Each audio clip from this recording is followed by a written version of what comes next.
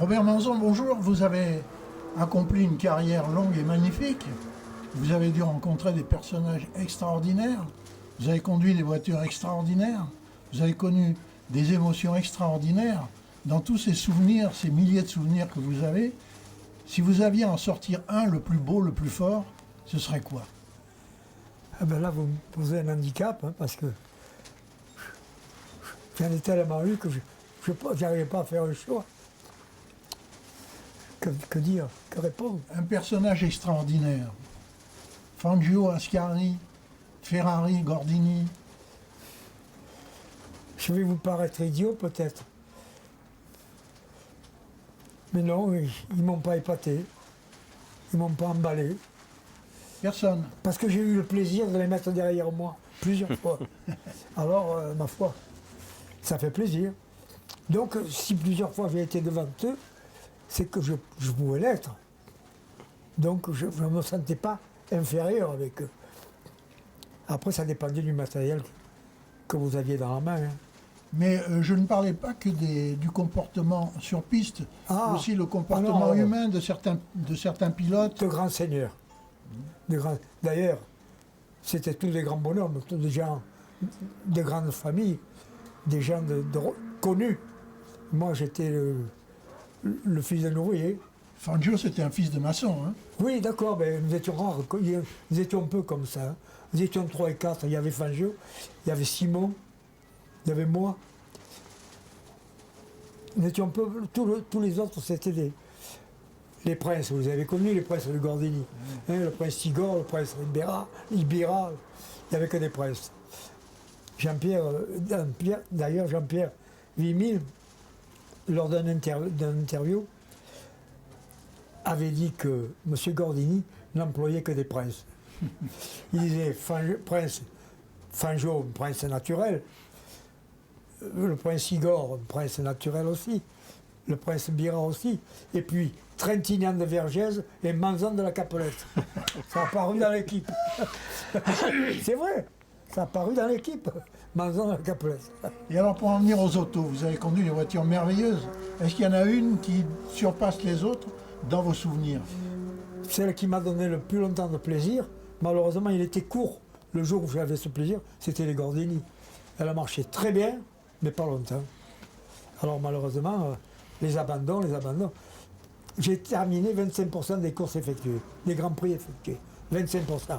Se faire un palmarès avec 75% d'abandon, c'est pas facile. Qu'est-ce qu'elles avaient de spécial? Les Gordini, oui, très maniables.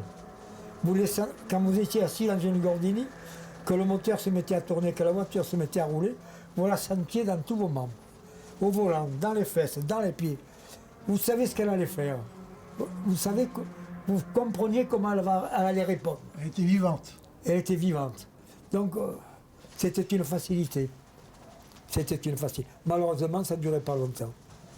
Parce que, passer d'argent pour les entretenir? Ben, je suppose que c'était ça, oui. Je suppose. Et les Ferrari que vous avez conduites n'arrivent pas aux chevilles de certaines Gordini? Je vais vous dire alors que la Gordini, si elle avait eu un moteur Ferrari et les organes qui tiennent, elle aurait été sublime. Elle manquait de puissance. Alors naturellement, on était toujours en retard. Toujours en retard. Il fallait partir comme une bombe dès le drapeau baissé, parce qu'on savait que ça s'arrêterait vite. Ou alors on était dernier au départ, on abandonnait dernier à l'arrivée. Et alors dans les émotions, vous avez eu des émotions fortes de peur, vous avez eu des émotions fortes de joie. Qu'est-ce qui surnage de tout ça dans vos souvenirs? Les émotions de joie, j'en ai pas eu, mais j'étais satisfait d'être heureux, voilà. Mais j'ai pas eu d'émotion. Et par contre, les émotions de peur, j'en ai eu deux. Deux vraiment, accident mortel, je suis sorti vivant. C'est même pas une fracture. Racontez, alors il y a eu Reims. Reims. Rupture de la fusée de roue avant droite. La roue s'en va, le tambour s'en va, le moyeu s'en va. Il n'y a pas de roue, il n'y a pas de frein, il n'y a plus de direction. La voiture, elle part sur un pylône de haute tension de l'EDF.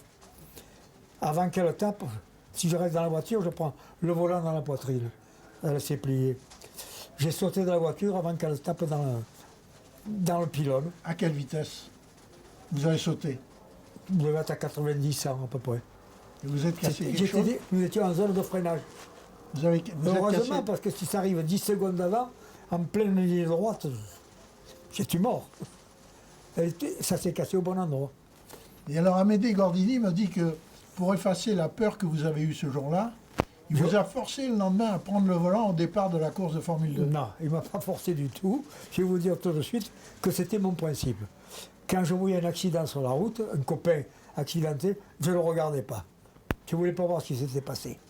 Et quand ça m'arrive à moi, je voulais tout de suite remonter sur une automobile pour ne plus avoir peur de remonter. Si vous prenez peur, vous ne montez plus sur le cheval, hein, c'est fini. Alors je voulais remonter. Et alors le deuxième accident, c'était quoi? Le deuxième accident, ben, c'est Berne. Berne avec Ferrari. Le jour où Maurice a eu... Ah non, ça c'est bien avant. L'accident de Maurice, c'est avec Gordini et à Berne aussi. Oui. Mais mon accident à moi à Berne, c'est Ferrari me téléphone, m'a dit nous vous avons engagé avec notre équipe dans le Grand Prix de Suisse à Berne. Bon, vendredi, telle date à tel hôtel. Le jour de l'entraînement, je monte dans ma voiture. C'était les anciennes Lancia qui étaient devenues Ferrari, que Lancia avait donné à Ferrari. 50, oui. C'était la caisson de litre, je ne sais pas ce que c'est. Je monte dans la voiture et je trouve l'accélérateur au centre. Et le frein à droite. Ah oui. Ça, c'est un piège. Hein. Je vais voir Ugolini, c'était le Todd de l'époque, chez Ferrari. J'ai dit, Ugolini, je ne peux pas conduire ça. Mettez-moi la pédale à droite. Il me dit, non, essayez, vous verrez que ça marche bien. Alors à l'arrêt, je monte dans la voiture, j'accélère, je freine, je change de vitesse, ça me fait mal. Je conduis. Le moteur a arrêté. Et puis finalement, je pars faire un tour. J'en fais un, j'en fais deux, j'en fais trois, j'en fais quatre, et je m'arrête. Je dis, Gauline, non, c'est pas possible. Il me dit, mais continuez, vous faites de bon temps. Là, il m'a tué. Là, ça m'a mis à plat. Je suis parti, j'ai fait un meilleur temps, mais j'ai explosé. Je suis arrivé à la zone de freinage, trop vite, et bien j'ai repris le plein accélérateur au lieu de freiner. Et papa. Là, j'aurais dû mourir aussi. La voiture, j'ai les photos. Hein. Elles sont belles, les photos de la voiture. Alors, dans le palmarès que j'ai de vous, là, j'ai un palmarès qui est peut-être incomplet. La première course où l'on vous voit apparaître avec succès, c'est la Coupe des Alpes en 1946, un grand rallye de l'époque. Oui. Est-ce qu'avant-guerre, vous aviez couru ou pas? Pardon? Avant la guerre? Ah non, pas du tout. Pas du tout. Pas du tout. Vous avez commencé La Coupe des Alpes a été ma première épreuve. en 46. 46. Et après, vous aviez une Cisitalia. Oui. Comment peut-on se procurer en 1946-47, où il manquait même du pain, où il n'y avait pas d'essence, comment vous vous êtes procuré une Cisitalia? Mais je ne voulais pas acheter une Cisitalia. Ma victoire à la Coupe des Alpes avec la Simca 8 m'a incité à avoir une mécanique plus puissante. Alors je ne voulais pas acheter une voiture plus puissante, je voulais acheter un moteur plus puissant pour adapter sur ma voiture. Je n'ai pas trouvé de moteur, mais dans une vitrine à Milan, je vois une magnifique voiture rouge. Je m'arrête, parce qu'à ce moment-là, ça s'arrêtait où on voulait. Il y avait de la place. Et je regarde la voiture, c'était la Cisitalia. Dans une vitrine des marchands de voitures d'occasion. Je la regarde un bon moment, et belle, je la regarde. Finalement, je suis rentré. Je leur ai demandé qu'est-ce que c'était, et combien ça valait. Et puis finalement, je regardais ce que j'avais dans la poche, j'avais quelques bricoles d'argent entre Italiens. Je leur ai dit, écoutez, je vous donne ça maintenant, et je reviens dans 15 jours la chercher. C'est tout. Pourquoi je l'ai acheté, je ne sais pas. Hein, j'avais rien. Je ne suis pas parti pour acheter une voiture de course. Et puis quand j'ai lu, j'ai dit maintenant il faut courir. Et personne ne m'a voulu.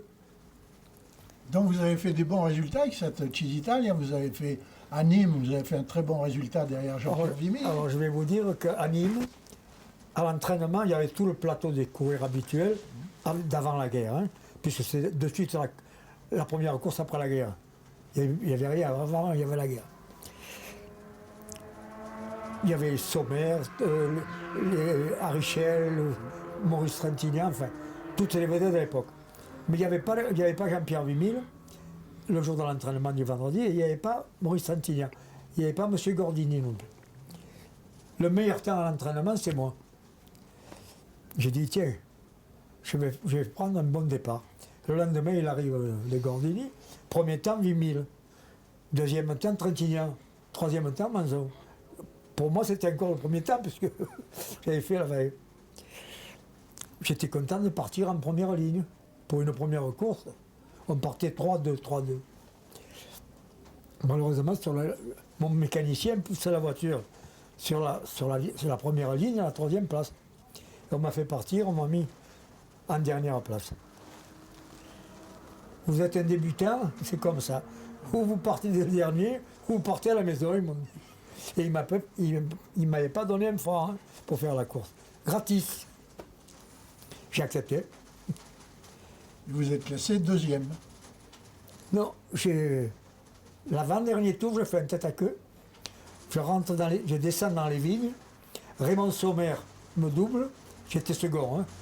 Après l'abandon de Trintignant, j'étais second derrière 8000. Raymond Sommer me double. L'avant-dernier tour, je finis premier 8000. Deuxième Sommer, troisième moi. Et Sommer a été déclassé. Sommer a été déclassé. Non. Si, il a été déclassé. Ah bon? Si. Vous êtes deuxième officiellement. Je prends quelque chose. En fait, pour moi, il est arrivé avant moi. Parce que le tête à queue, c'est moi qui l'ai fait, c'est pas lui. Vous avez fait deuxième aussi à Perpignan. Vous avez fait de bons résultats. Vous avez fait à Angoulême. Perpignan, j'ai fait deuxième. C'est ce jour-là que Gordini m'a embauché. Voilà. Monsieur...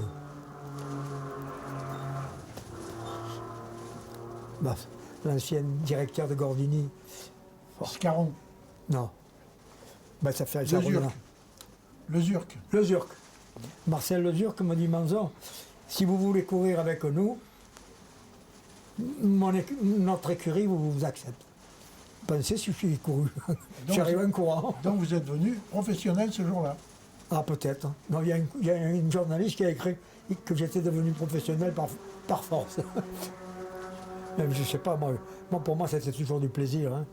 Mais après, je suis rentré dans le système et j'ai fait comme tout le monde.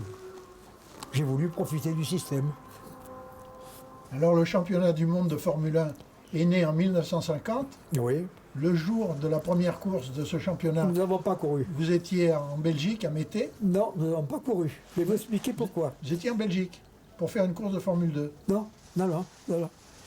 Gordini a refusé l'engagement, Gordini et Ferrari, et M. Ferrari. Parce que la première course devait se disputer en Angleterre. Silverstone. Voilà, en Silverstone. Silverstone profitait du championnat du monde, du titre de championnat du monde pour sa course, pour avoir fait des propositions bien inférieures à la prime de départ qui aurait dû être distribuée. Gordini a dit, à ce prix-là, je ne cours pas. Et Ferrari a fait pareil. À ce prix-là, je ne cours pas. Et les autres clubs ensuite, ils n'ont pas voulu faire comme les Anglais, ils ont payé. Et alors, après ce Grand Prix manqué par Ferrari et par Gordini, il y a eu Monaco. Là, vous étiez à Monaco. Monaco, il y a eu le carambolage du bureau de tabac. Alors, dans ce carambolage, il y avait un petit trou. Moi, quand j'arrive, il y avait ce trou, je me mets dedans. Je ne touche pas, mais je suis avec les autres. J'avais les autres devant moi, en travers. Il est arrivé à Richel derrière. Il m'a derrière moi. Ma voiture était... Il m'a raccourci des deux côtés. Le miracle ce jour-là, c'était que toute l'essence qui fuyait des réservoirs n'a pas pris feu. Heureusement, on avait les pieds pleins d'essence. Et lorsqu'on s'en est aperçu, tout le monde est parti en courant. Parce que s'il y avait eu une étincelle, là, il y avait beaucoup d'essence. Beaucoup, énormément. Et là, ça a été de belles années chez Gordini. C'est Farina qui avait causé C'est Farina qui avait causé le carambolage. Et après, il y a eu de belles années chez Gordini. Vous avez été un des leaders de l'écurie Gordini à cette époque-là. Et vous avez fait un Grand Prix de Monaco sur des Gordini Sport 2 ans plus tard, où ça a mieux marché pour vous. C'est-à-dire que ça a mieux marché, mais ça a été compliqué. Il y avait 2 grands... C'était pour Pentecôte. Il y avait 2 courses, le dimanche et le lundi, ou le lundi et le dimanche, je ne me rappelle pas. Et je ne comprends pas pourquoi c'était la première fois qu'il y avait deux courses dans une épreuve. Et Gordini, nous étions trois dans l'écurie. Hein. Il y avait Manzon, il y avait Trentignan, il y avait Béra. Ou Simon. Béra, il n'y était pas encore. Je ne comprends pas pourquoi il me fait faire à moi les deux courses. Puisqu'il étions trois pilotes. Bon, bref. Il manquait une voiture parce qu'il y avait deux catégories, 2 litres et plus de 2 litres. Oui. La 2 litres était là, elle marchait bien. Et Gordini de Paris nous téléphone, il nous dit, ne prenez pas, faites pas l'entraînement de la 2 litres, ça fait rien, on la fera partir en dernière ligne, pour faire avec la 2 litres l'entraînement représentant la 2 litres 5. On a fait donc l'entraînement de litres, on ne l'a pas fait, et l'entraînement de litre 5, on l'a fait avec la 2 litres, puisque la 2 litres 5 était à Paris. Le livre de, je ne sais pas comment il s'appelle, qui a fait les Grands Prix de Monte-Carlo, a bien situé la situation de l'entraînement avec la 2 litres, de pas l'entraînement pour la 2 litres, et de l'entraînement de la litre 5 avec la 2 litres. Le jour de la course de 2 litres, le Grand Prix de Monte-Carlo, ça s'est passé en 2 litres. Naturellement, je n'ai pas fait l'entraînement, je suis dernier, on m'a mis sur la dernière ligne. Au 3e tour, j'étais dans les roues de Stirling Moss, et le 4e tour, je suis passé devant.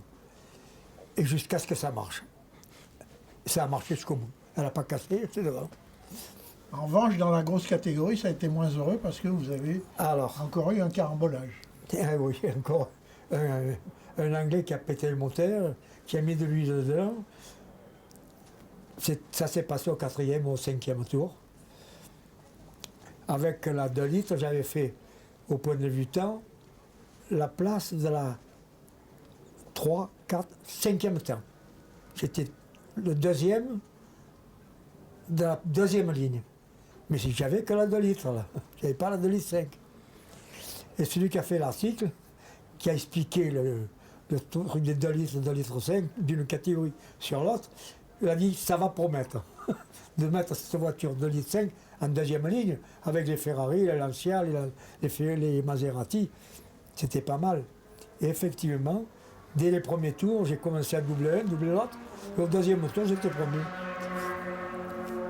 Manque de peau, il y a eu l'Anglais qui a pété le moteur. Je suis parti sur l'huile. Il y avait déjà 3 ou 4 voitures qui étaient dans les tribunes de tous les côtés. Stirling Moss, qui était derrière moi, je venais de le doubler, a fait comme moi et il m'est rentré dedans, en plus que j'étais arrêté. C'est tout. J'ai eu beaucoup de chance. Après Gordini, vous avez conduit des Ferrari et des Lancia, officiellement. Oui. Mais chez Lancia, il y a eu peu de choses parce que le programme de Lancia était ambitieux, mais ils n'avaient pas eu le temps et les moyens de préparer tout le matériel pour ce qui avait été prévu au programme de l'année. Racontez-nous comment vous êtes entré en contact avec Lancia. Ah ben c'est pas moi qui suis rentré en contact, c'est eux qui m'ont appelé par l'intermédiaire de... Comment il s'appelle, je ne me rappelle plus son nom. Bonetto, qui avait dit à Lancia, il y a Manzon qui a dit, bon, profitez-en, prenez-le. Ils m'ont téléphoné, je suis allé les voir, ça a marché tout de suite. Ils m'ont fait un contrat de 2 ans immédiatement. Et Ferrari, moi, je leur ai rien demandé. Hein. Vous avez aussi conduit des Ferrari à cette époque-là, avant de revenir chez Gordini?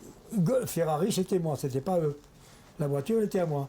Elle a été financée par Shell, par Englebert, Marshall.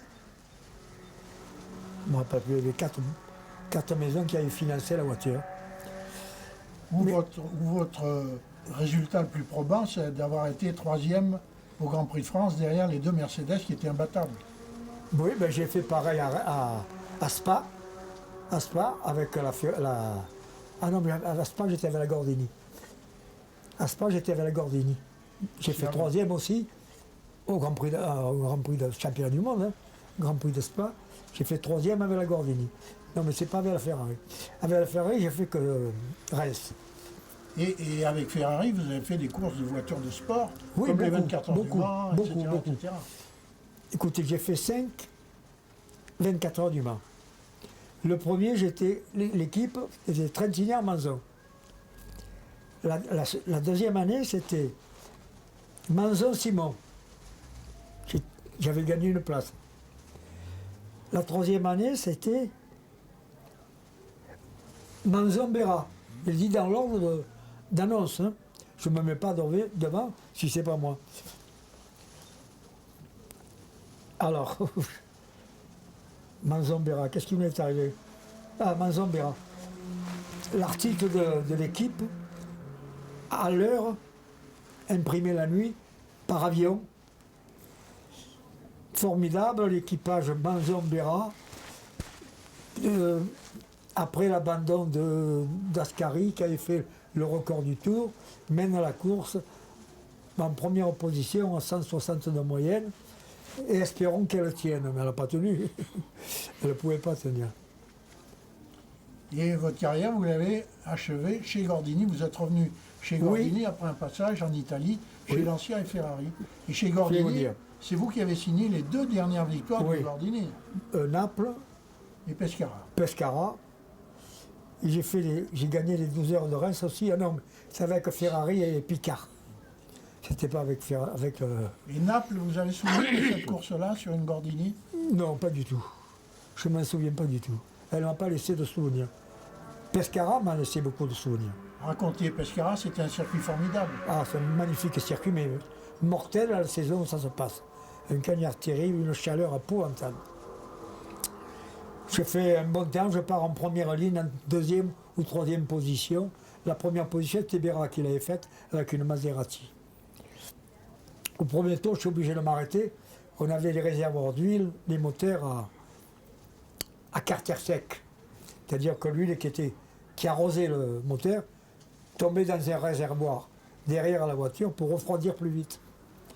Et il y avait trop d'huile, ça me revenait dans le dos et ça me brûlait le dos. Je m'arrête au stand, alors avec des chiffons, ils sortent l'huile, ça qui peuvent. Je suis reparti 26e. 26e. Et naturellement, je pars comme un dingue pour ceci. Bérard casse la Maserati et j'ai toujours beaucoup de voitures devant moi à doubler. Il faisait une chaleur abominable. J'étais mort de fatigue et déshydraté complètement. Et je me suis dit, si moi je suis comme ça, les autres aussi. Alors j'ai dit, je tente le coup. Il y avait un endroit dans un village où on passait à 70, 80, c'est pas vite. En passant au public, je leur fais à boire. Le tour d'après, ils me font boire la bouteille. Je leur fais signe, un tour. Le tour d'après, je prends la bouteille et en partant, je bois. J'ai passé pas Bonetto.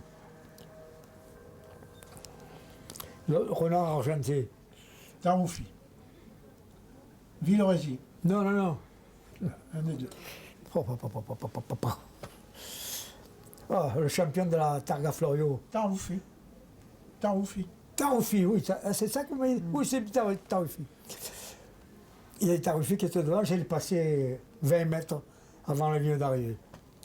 Et j'ai gagné la course. Si je ne bois pas, je ne gagne pas. Parce que lui était cuit dans la voiture. Hein. Et moi, je n'étais pas cuit. J'étais revenu.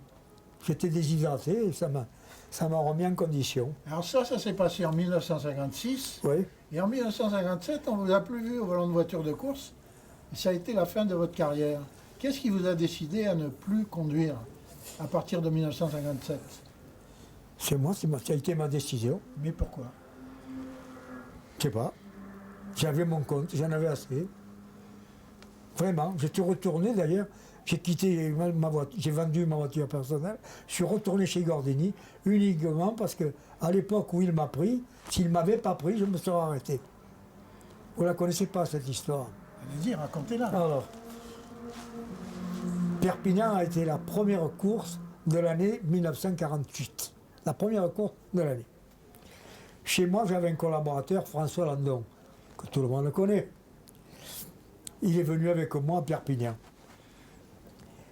Je fais un mauvais entraînement et je fais le 3e ou le 4e temps, mais pas en condition. La voiture, ça ne marchait pas. Et je dis à François, François, je ne fais pas la finale, ça m'est égal, je m'arrête. Je ne cours plus. Je n'avais pas les moyens de remplacer la voiture. Je dis, je ne cours plus. Il me dit, tu n'as pas le droit, ils t'ont payé, il faut que tu cours. Bon, je dis, on ne va pas se disputer. Hein. Je fais la course. Avec beaucoup de chance, je fais deuxième. Premier Trintignant, deuxième à moi. Et à l'arrivée, M. Gordini m'a fait dire par M. Le Zurk, m'a dit, si vous voulez courir avec nous, vous venez à Gênes, à Genève, telle date, et vous avez une voiture. Et j'ai commencé comme ça. Et c'est pour ça que, quand je me suis arrêté de courir, que je me suis arrêté avec la Ferrari, je suis retourné chez Gordini parce qu'il m'a dit « Robert, j'ai besoin de toi ». Et comme il m'avait ouvert la porte au moment où j'allais m'arrêter, je suis retourné chez lui, c'est tout. Alors j'avais une dette pour lui. Chez Gordini, vous avez côtoyé des compagnons formidables. André Simon, oui. Maurice Trintignant, Jean Bérat. Bien sûr. Dites-nous un mot sur ces garçons. Ils marchaient tous vite.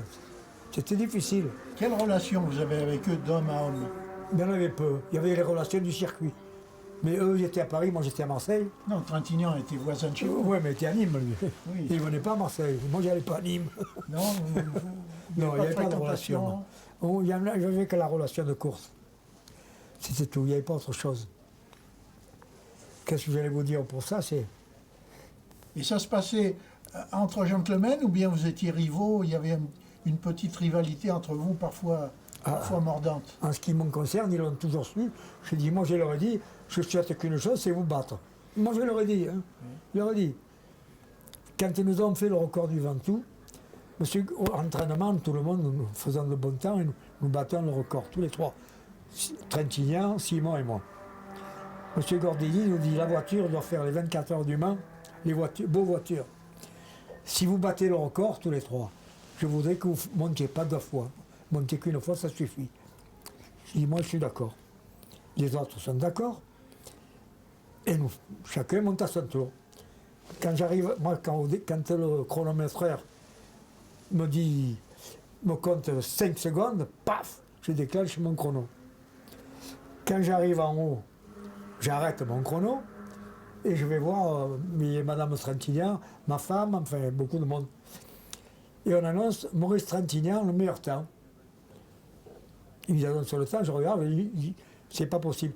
Et Madame Trintignant, à ce moment-là, me dit, non Robert, c'est pas Maurice, c'est toi. Effectivement, il y a eu correction d'annonce de temps, et c'est moi qui ai fait le meilleur temps. Mais moi, c'était pas pour faire le meilleur temps que je voulais. Je voulais être le meilleur des deux, des deux autres. On se battait les uns contre les autres, c'était normal. C'est toujours comme ça. Mais c'est normal, C'est normal. Est-ce que c'était les plus belles années de votre vie, tout ça? Ça fait partie des belles, mais j'en ai eu beaucoup de belles, et beaucoup de chanceuses aussi. On pourrait se tourner vers votre fils Jean-Pierre et lui demander le souvenir qu'il garde de ces années-là. Oh oui. Comment vous avez vécu tout ça, vous, Jean-Pierre? Quand c'était les vacances scolaires, j'allais sur les circuits. Hein. Vous étiez enfant encore? Ah ben oui. Alors comment vous viviez ça? Pour vous, votre papa, c'était un héros ou... On parlait jamais course. On parlait jamais course. Non. On parlait jamais course. Et puis en plus de ça, quand c'était les vacances scolaires, ils couraient. Hein. Donc on était sur les circuits, ou on était en vacances et gardés par nos grands-parents. Le fait de le voir sur les circuits, ça vous impressionnait ou bien ça vous laissait indifférent? À notre âge, on ne fait pas attention. Ça les laissait indifférents.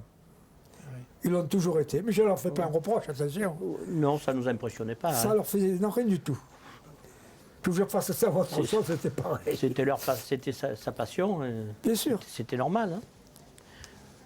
Il n'y avait rien qui m'avait préparé à faire ça. Rien. Et est-ce que vous avez un souvenir de l'arrêt de la course par votre papa? Est-ce qu'il y a eu une pression de la famille ou bien est-ce que c'était sa volonté à lui et seulement sa volonté? Peut-être ma mère qui a... Oui. Maman peut-être. C'est ce que nous souhaitons, c'est ce que nous lui avons demandé. Oui. Et il a eu la sagesse de l'accepter. Non, je parlais de l'arrêt à vous. Mais je pense que ma mère peut-être un peu insisté quand même. Ah. Oui. Ben, elle a pris des émotions. Hein. Mais au départ, elle lui disait Robert, surtout va doucement. Alors. Moi, chaque fois qu'elle était sur un circuit avec moi, avant le départ, j'allais l'embrasser, je lui donnais mon chrono. Et en m'embrassant, elle me disait va doucement. Comment voulez-vous faire une course en allant doucement? Mais elle n'a jamais pu s'en passer. À toutes les courses, c'était ça, va doucement. Merci.